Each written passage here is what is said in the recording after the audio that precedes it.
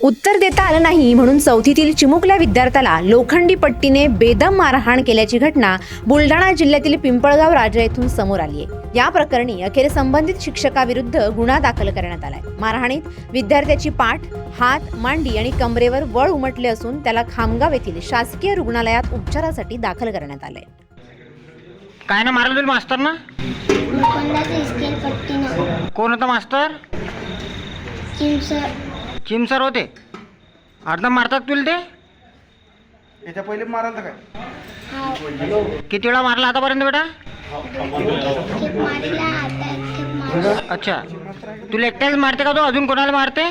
त्याला तो पोलीस स्टेशनच्या बाहेर काढला लेजेंडरी माझ कान फोडला, मला जास्तच मारते। मेडिकल चालू तुला जास्त मारते?